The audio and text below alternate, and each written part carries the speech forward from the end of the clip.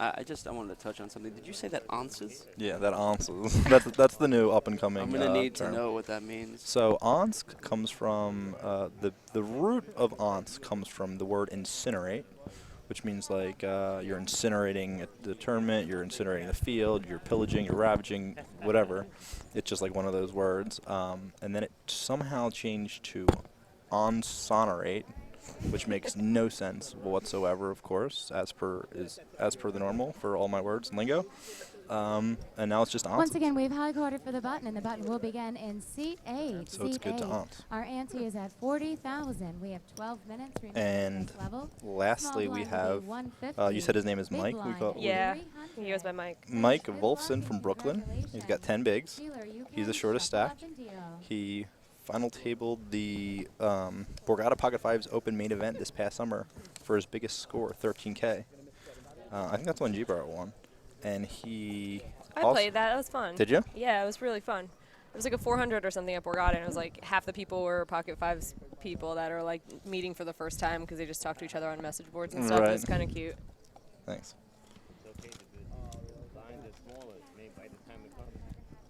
The payouts were just listed on the stream. First place is $339,000. It's quite a lot of money. And just so you guys know, we're going to be pretty honest in our commentary here. I'm sure these guys are all very nice guys, but we're going to be very honest when it comes to their play and say really what it is that we think. So no disrespect if we say something that you might not like about someone that you're rooting on. And like in any situation, this is a big final table for a lot of these people.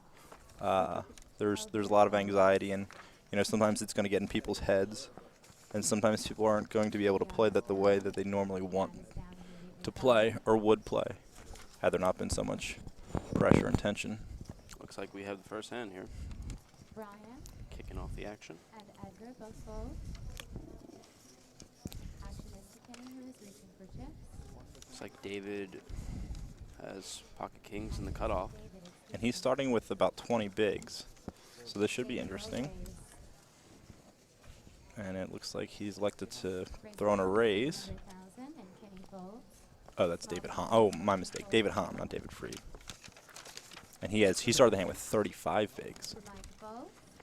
And he made a fairly large open size. You were right. Oh, it was right. David Freed. Sorry. You were right. So it was David Freed. He started the hand with 20 bigs, and he elected to make it 800K, which is a fairly large raise for today's game. You see most of these guys min raising, I guess, would be the standard.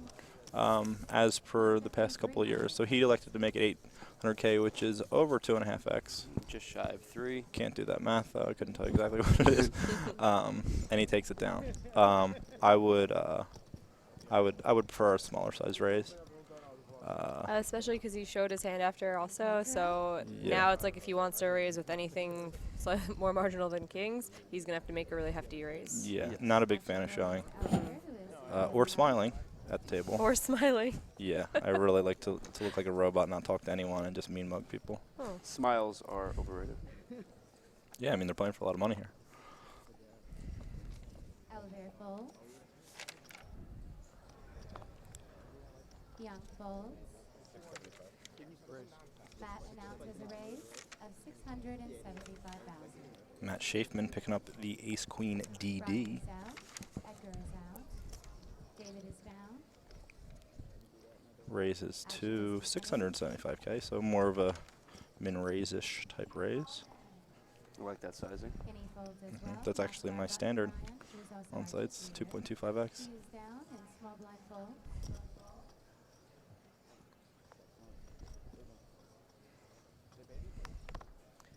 See, we have a party poker patch. It is 375 for a big blind to call. He's repping Party Poker. We have the Garden State Super Series going on right now with 3 levels of buy-ins every day for different tournaments. And Matt takes it down. David our small blind and Alvear our big blind. And he's shaking, and that's adorable. I would be too if I was playing for 300K right now. Yeah, it's kind of nerve-wracking being in the booth. Yep, it's true.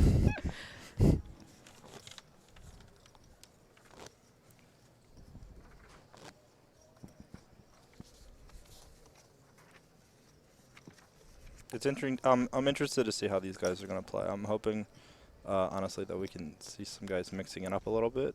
But I guess we'll see. And cards are Through out. 2 hands of play, it's been very standard.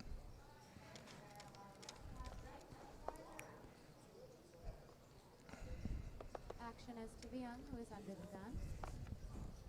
He will fold. And we are Jack playing will fold 10-handed, 50 so behind. I guess it's reason for people to playing fairly tight. And this is Brian Wilson, who's starting with 37 bigs. Pair of Ninas, UTG2. Brian will raise. The raise amount is 725. 725. It's interesting. David will Some final fold. tables David I've played will at, fold. people seem to adopt each other's raise sizes, and here we've already seen 3 different ones. 725. Nice. Be yourself. Yep. It's folded to Ryan, our chip leader, with ace-queen off-suited.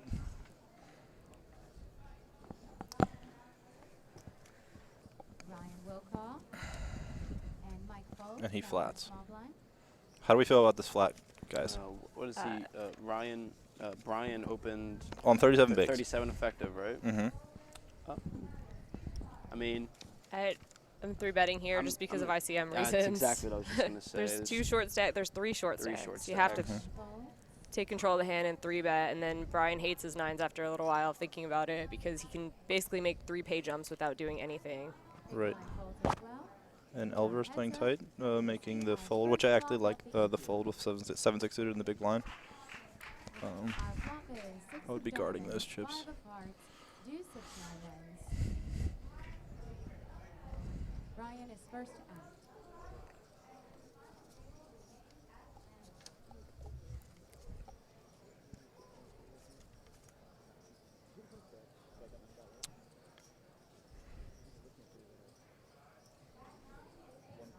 And it looks like Brian's going to be firing a C-bet on this very good flop for his hand. About half pot. Pretty big, isn't it? Is that Well, he half bet pot? 1.2 Yeah. into It 2.3. Yeah. Seems big to me. My standard is probably a little smaller. but Yeah, I a think little bit, but that- he's That's probably... That's my personal standard. I think industry standard is probably more along the lines of half potish C Yeah. bets. Turn Agreed. is Jack of hearts. And Ryan calls in position with ace queen.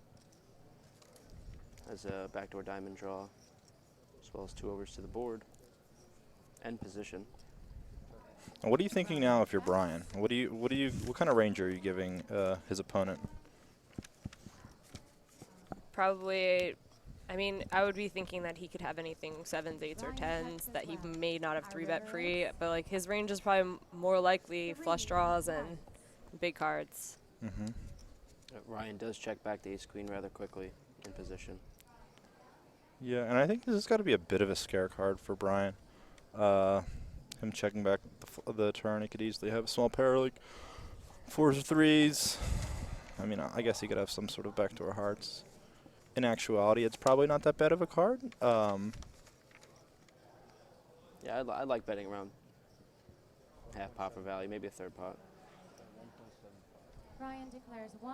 Yeah, well, it looks like he went ahead and bet a third pot. This is a spot where I would be check calling, I think. Yeah, I think so too, but I don't know. It's interesting. I'm really surprised to see that he bet here, and I would like to ask him what he's doing.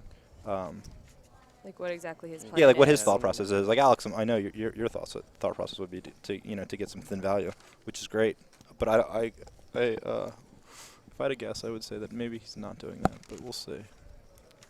So you think he's bluffing? No, I think he might I just think be he's just, like, betting to protect, not have to call a block bigger bet. bet. Yeah. Ryan really thinking it over with the ace queen. Yeah, I wouldn't be doing anything if I was Brian here. I mean, I'm all about the raising rivers of the bluff and stuff like that, but I would imagine that he's betting a very strong range on the end here. Like I said, I'm surprised that he has 9s. I would just be folding pretty quickly. Remain in this level. And this is a hand where I think that if Ryan had 3-bet, he could find a way to win this hand. For sure. He'd c-bet the flop. Brian would probably call. If he fired another bullet on the turn, I think that Brian folds and he wins a pretty decent pot. Yeah. He just didn't put enough pressure. Being the chip leader is really nice right now, and you have 3 short stacks that are worried about pay jumps. Yeah. And in all actuality, I mean, he could very well just fold pre his 9s. I mean, he probably should fold pre. Based on ICM, him being the second biggest stack? Second biggest stack coming into the final table.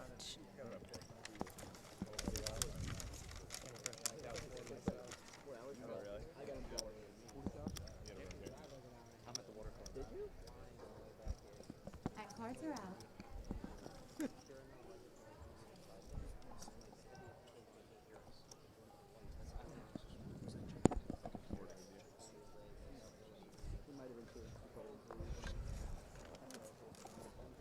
Back folds.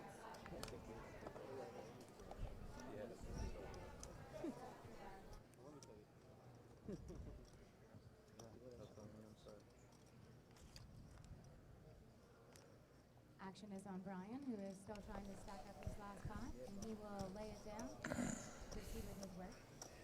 Edgar is out, and David is out. Kenny announces raise. Folded to Kenny Levine. This is my man. He started with 24 big blinds. He's got the ace king DD. The raise. Brian folds. Mike So he's is open out. size in 675.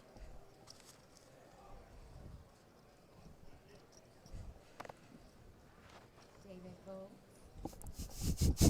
What I thought was funny was the first hashtag Winter Poker Open was talking about how bad we are at broadcasting. That came one-handed to the broadcast. Yeah, I was just going to say, we've just started. Hey. But and, literally, that was like 15 minutes ago. I Maybe. was like, thank you, sir.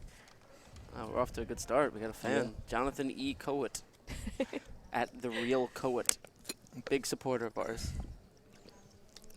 Thanks, Michael Rizzuto. Says, watching my boy at Grind on Mine at the final table.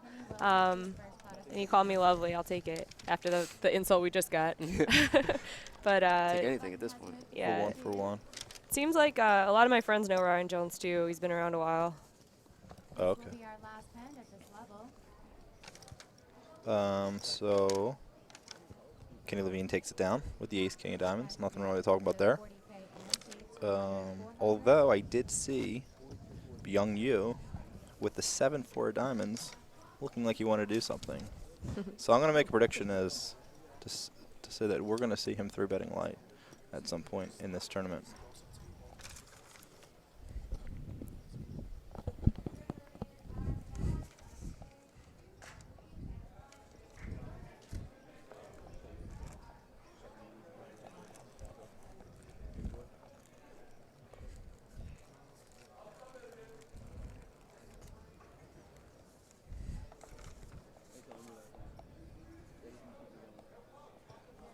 Matt folds and Brian folds as well. Edgar is down. Sorry, Matt. Kenny Levine is open limping on where the blinds are up now, so it's 200 and 400K. Mike has moved almost all in. Open limped rather quickly, too. Right, he snapped. The king jack off, which I don't really like, Yeah. especially with shove stacks everywhere. Yeah, none of us are going to be fans of open limping a non-nutted hand. And And he's in a spot now where like he probably has to call off Yeah. a 6 big blind. Is that really just 6 big blinds? Yep. So Mike, wow, yeah, that blinds going up really punished the 10 and 11 big blind stacks. Yeah, that's not really cool to see. Yeah, Kenny's visibly unpleased with the spot. Which he created for himself. You have to know you're getting shoved on. Ken calls. And he makes the Ken call, and he's going to be calls. 40-60. Ken shows. He still has. So how would you guys have played the kick jack? I Folded. yeah, I mean, I might have folded. I wouldn't blame him for opening. Yeah, I'm in the same boat. I'll probably be opening too, but I don't know. I'm folding just because you're getting shoved on by quite a few Sorry, guys. short stacks. And just when they do shove, they have a hand that has you in trouble. Happening, but okay. I guess you get through some of the time, but also you're to opening and you're wake not up. one of the chip leaders. You can easily get 3-bet by bigger stack and you just have to fold. I feel like you're giving away a lot of chips Yeah. if you open this at all. Yeah, I mean, As my played. my thought process is that these people aren't people aren't going to be 3-betting light, but Yeah. I have no idea. That's just a guess. So I would probably be mixing up Don't a you bit. think if you were going into a final table for 340K that you would talk to some friends who have more experience than you about ICM and some things the night before? I don't know that people even know. Like, I think a lot of people still just kind of think that like we're gambling and it's we're playing cards. Yeah, and You just you know, always play the I don't. same. That's just my guess. Mike does get the double up with ace queen versus king jack. And that was very fortunate for him. He got an extra 400K in the pot that he wouldn't have gotten. The king jack off, it just folded. And more to what Mark was saying, I don't think people are going to be reshoving light. So, I mean, I think opening the king jack probably is definitely profitable, as I mean, players are going to need to wake up with, you know, pretty strong holding Right. to risk their tournament life when this is all of their largest scores by a pretty wide margin. Right, but it's for sure. I definitely agree with Jamie that it's like going to be a higher variance play. So like if someone really needs the money, just fold the hand. Yeah, true.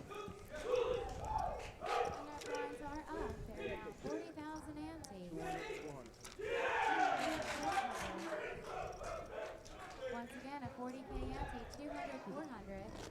But it's funny what you said, Jamie, about these guys that maybe aren't super experienced talking to their buddies. I was rallying my boy Taylor Parr 2 years ago, heads up in a 1K World Series event, and he was up against an older guy that was clearly an amateur, and they went on break, and then when he came back from break, he just went all in every hand. I was watching this. He Oh, talked to yeah, someone who was like, maximize variance. You Yeah. just need to keep shoving on this guy who's clearly going to outplay you which post flop. and Taylor was getting really upset with it, understandably so, because it meant a lot to him. He wanted to win the bracelet. But this guy actually was he was at least giving himself a chance. Yeah. But what I would say to that is, if I was this person that was advising this guy, shove a lot, but don't shove. There's no reason to shove 9-4 off. I would say this guy's strategy would have been killer if he just didn't shove the bottom 20% of his range. Think about if he played small ball with Tapor, he's going to win the bracelet maybe 20% of the time. Yeah. If he maximizes variance, gets a little lucky, he might have like a 40% chance of winning. For Heads sure. up, there's so much variance. Yeah, absolutely. And he almost did win, playing the way he did. Mm-hmm. Are they blind versus blind? Oh no, he just tanked with the 6-7. And this is... There's been a lot of weird tanking. We got a relatively aggressive open with king 8 off from early position. I like it. Oh, this is our From the chip chip leader. leader. Yep. Nice. Get in there. Yeah, he really would benefit from opening super wide right now because there's just so many short stacks that are, first of all, when they're making the biggest cash of their life already, then every pay jump becomes significant too, having 15K Yeah. and then getting, we should look at the payouts. And this guy's in a situation. Byung, he came in second in chips. He's got ace queen. What's he gonna do? I mean, it's what is it? 27 bigs. What do you do with ace queen? They're all guaranteed 15.7 thousand right now, if I'm reading this correctly, with the next spot being paid 24K, so it's a 9K pay difference for. So he's probably just gonna 3-bet and win the hand. 2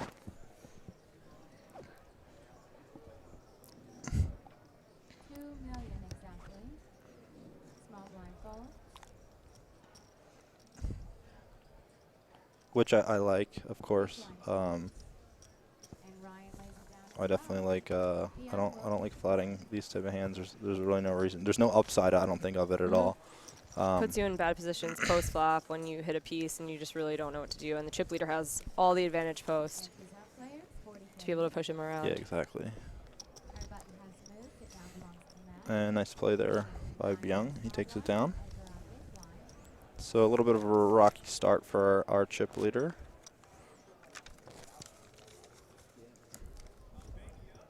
I feel like I've played with this guy before. Yeah, he looks familiar. I think I played with him too.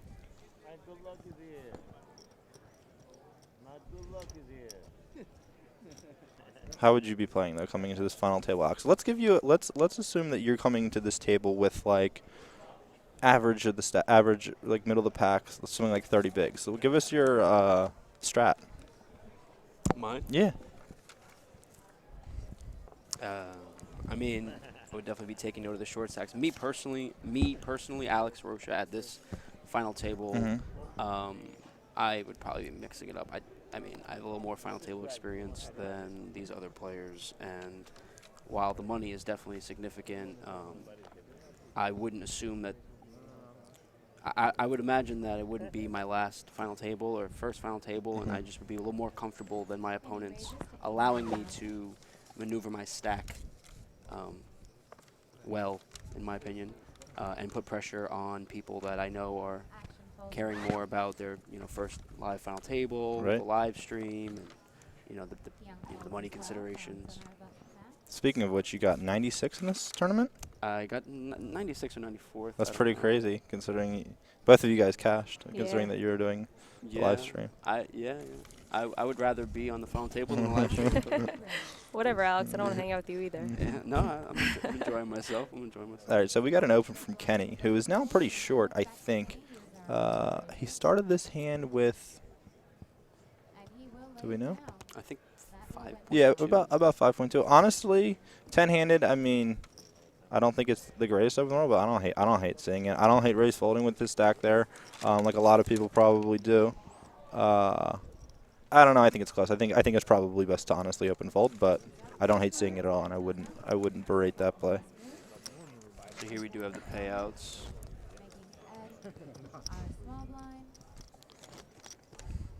Guaranteed 15K with a couple 10.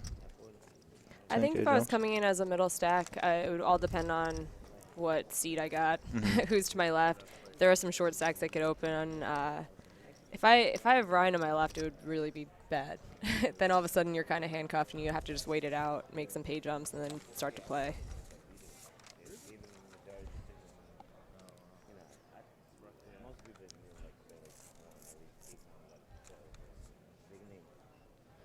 And ICM is a big deal in tournament poker nowadays. I remember back in the day when I was playing, even just as recently as a few years ago, I really had no idea what ICM was.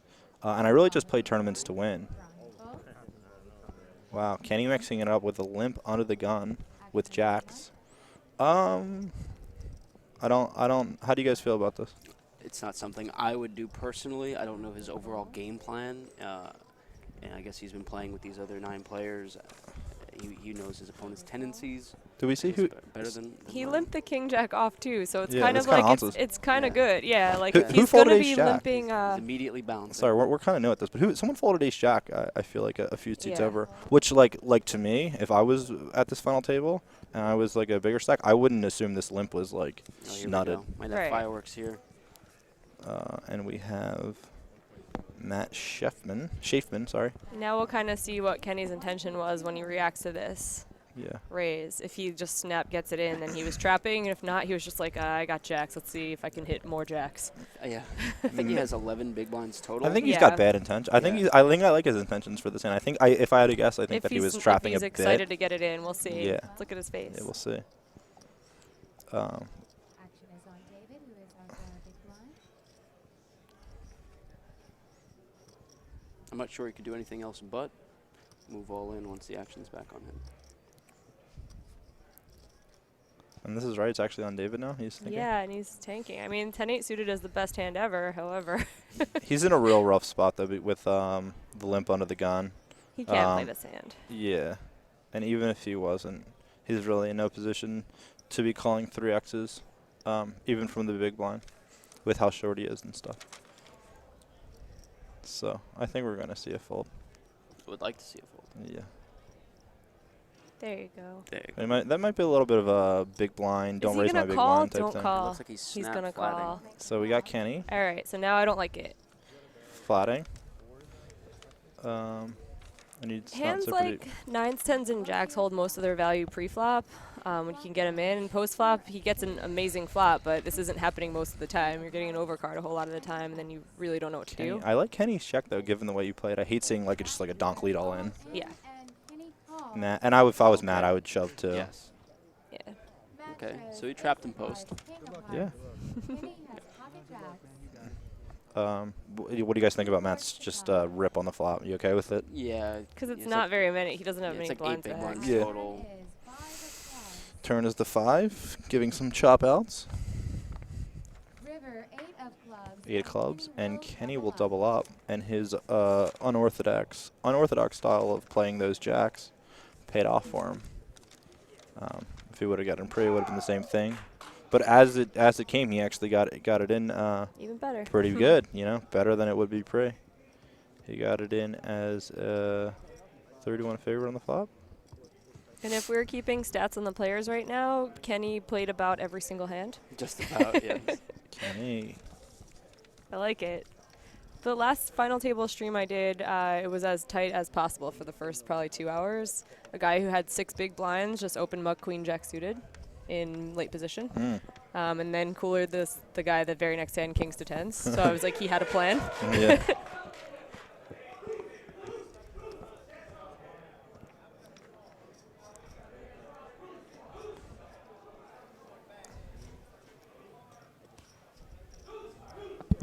So our chip leader is now Ryan Jones.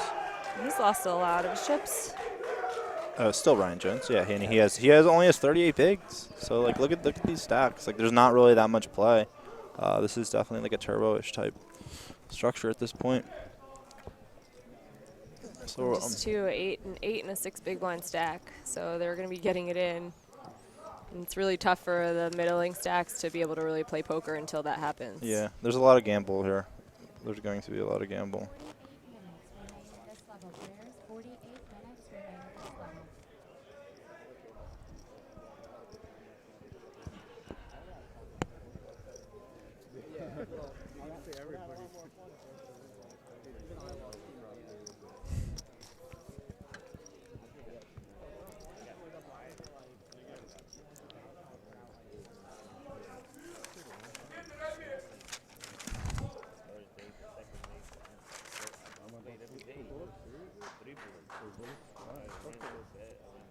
Kenny looks like he's having a good time. And like it said he's been playing poker for 20 years, but this is his first big score, so it's hard not to root for him.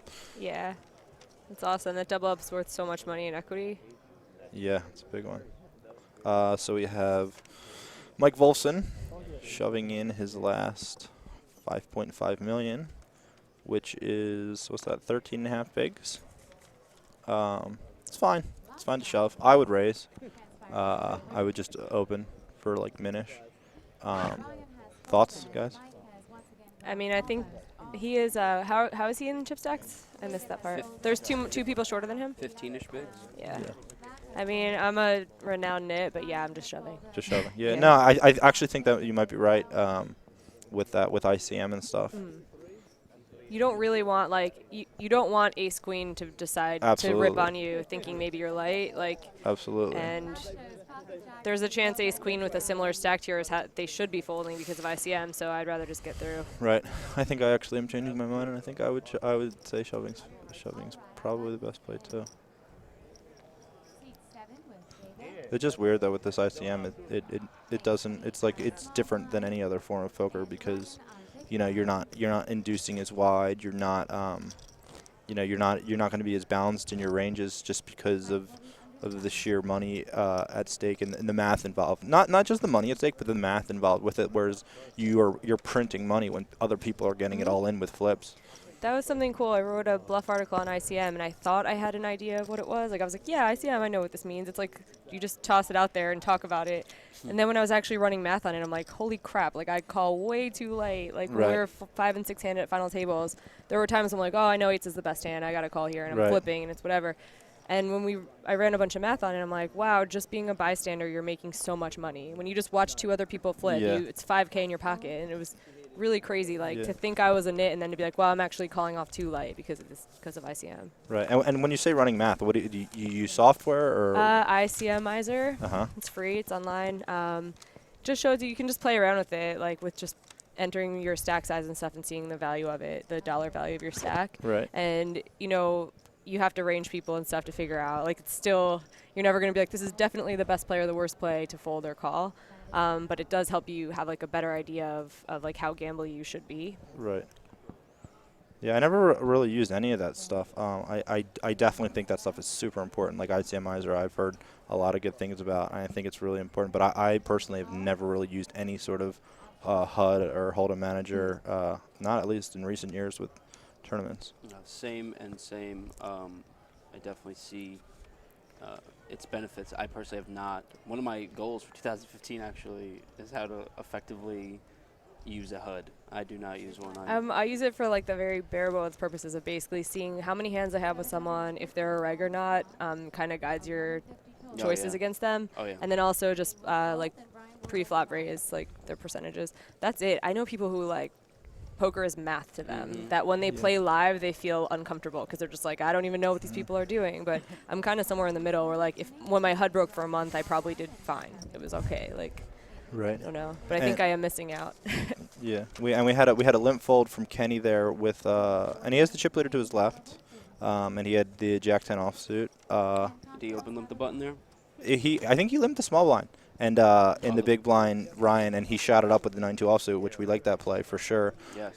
Attacking with any 2. What would you guys do though if you had the Jack 10 and you're in Kenny's spot? He had about 25 bigs to start the hand. It's a really weird spot. It's awkward. I mean, you have a hand that's usually like, it's a stealable type hand on blind versus blind, but you have the chip leader to your left. What do you do? Hi, Muck. Yeah, I mean, with the ICM implications, mucking might be best. I don't really know enough about the chip leader. I don't know how much pressure If the he's chip gonna be putting leader, on me Yeah, we post need or if to the not. chip leader was super tight and got his chips by coolering everyone, and he had aces a bunch of times, Yeah. I'm opening that hand. Yeah. But someone with experience, with the most experience at the table, and a chip lead, and who knows how to put pressure on people, I'm just gonna muck. Yeah. I think that when I limp or raise, I'm donating those chips to the pot way too often. Yeah, I would never limp. I don't know. I have a big ego. Like I don't think that like if I came into this final table with him on my left or whatever, and we were both sort of like he had like 40 bigs and I had like 30 bigs or something like that. I would still open. Like I would. 2.7x, 3x. What would I do? Blind versus blind? Yeah, what would you open? What would your sizing I be? think I would just 2.5 exit, I guess. It is awkward, but I'm just thinking overall like strategy. I don't think I would really want to be just like withering and letting him take pots. Like I would just kind of go for him. Like, and if he just shot me, like, and if he threw at me, I'm pretty sure I would just be like 4-betting the first hand he did it or something like that, and really just trying to take control. Which Jack 10 wouldn't be the worst one to go with, then, My- if that's what you want to do. Yeah, I don't know if I don't like being all in, but I don't. Oh, really? Yeah, I don't. No, I really don't. I really value. And we have an open raise from David here, who started the hand with 4.8 million, which is 12 bigs. And what do you guys think about this? I would just be ripping personally. Mm-hmm. That's my personal strategy. And he's on the cutoff, so he's only got to get through Yeah. 3 people. Yeah, he's got to be ripping. Because, look, this is a bad situation now. If he finds a fold, he just gave chips to a pot where he's flipping, tiny bit ahead. Yeah. It's not what you want to do on a short stack. I mean, if he had a hand like And he does fold. yeah, he folds. If he had a hand like ace 2 offsuit or something like that, like that, I wouldn't hate just like raise folding. Like even he only has Yeah, 12 because you bigs. look really strong. Like, people have to wake up with a hand when you have 12 bigs and you're opening. So, yeah, like having a blocker is that's a really good hand to open with. But having Yeah. a hand that has value and then just mucking it after a raise is not Yeah. good. Back to the blind versus blind with the Jack 10 off. So that's what you would do. What would you do if you were him? If I was This guy particularly right here. I was more Kenny?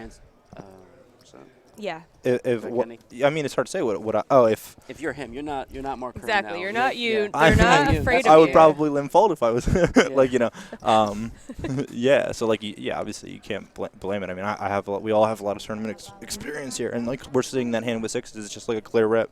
And to a guy that doesn't have a lot of experience, like it's understandable. I can understand exactly why he would want to raise fold, just because his hand's not that good. He doesn't think someone's going to rip. But there is a little bit of math behind it that if he was a little bit more experienced, I think he would make a different play. I think if he was a little bit more experienced in knowing what his table image is, he would know he's not getting to limp that hand, and not have it be raised. Right, the Jack 10, yeah, Yeah. absolutely. Yeah, he's gonna get that He guy's knows getting. it's gonna get raised. Yeah. Yeah. With you, I think you'd probably have like the chip leader probably wouldn't want to mess with you too much either. They might pot control, check behind if you felt like limping. They might just flat you with a real hand if you 2.5x'd it. Exactly. And Yeah. so it's a little different. dynamic. And we have Edgar shoving in his last 5.4 big blinds about. With the hand that has a chance, I think it's a good He's shove. got Jack 9 CC. Kenny getting dealt the Ace Queen offsuit, and he just flats.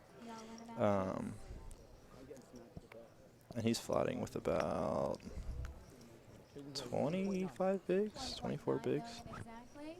Everyone has folded. Now we'll see the cards. Edgar has jack of clubs, 9 of clubs, So we could see our first elimination at this final queen table. of hearts, and we will see a flop. Someone's tournament life at stake. And a 9 on the flop, 9 of hearts. And Edgar flopping a 9, A pair of 9s. putting him pretty far ahead. And there it is. Wow. Jack and turn, Gonna Chung win. dead. Turns him dead. We call that Tishies on the turn. Aw, and he wasted a get there. Oh, That's Yeah. a shame. insignificant Barry Greenstein. So Gianni Demers asks us, what is all the commentators' biggest pet peeve at the table? Alex. That's a good one. My biggest pet peeve at the table, with regards to players or dealers, I don't know. I don't like when the dealer brings the bets in without being asked. I don't like that at all. That's probably my That's biggest the pet biggest peeve. one? Wow. I don't know, but with regards to players, I don't know. That's probably it. Yeah, I don't like that. Please don't do that, Because dealers. it affects the action. Yeah, it affects the action, and no one asked the dealer to do that. I don't know. What's yours? I don't know. I was just playing down in the Bahamas, and like just when you get like the dolty, like really dolty like lies, like like you have these guys lying, and like they must be think they're figuring that believable. like like they must be figuring that like you are not a smart person the way they're lying about their hands, and it's just like, come on, bro. Other than that, I don't like people asking me how many chips I have or anything like that, even though I probably do it to people. Like, I just do not respond. I don't give them anything. I and, don't you like know, that either. I had a guy this summer who asked every time that we were in a Yeah. hand together, even if it was 2 hands later, and I'm like, I have my same stack plus 2 big blinds. Right. So he asked for like the 4th or 5th time, and I had like 60K, and I said, I have 60K, I have 120K when this hand is over. Yeah. And he goes, what? And then he doubled me up, and I was like, told you.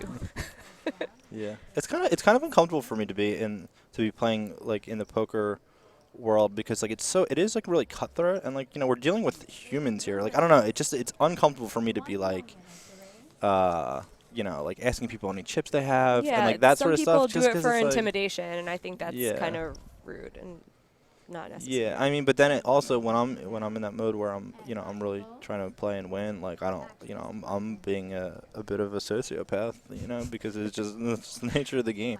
So wait, Jamie, what else do you have another pet peeve or no? Oh, yeah, my pet peeve is when people berate dealers. Oh, I've good seen one. guys that's a good one. make a dealer cry and then continue to berate her. And I'm like, what's your goal here? To make them worse at dealing? Like, to make her quit right now so you have no dealer? Yeah, and it's just very silly, because especially when so we had who opened the pot? That was not Edgar that opened the pot. That was Kenny. our boy. Kenny's playing his... No, that wasn't Kenny.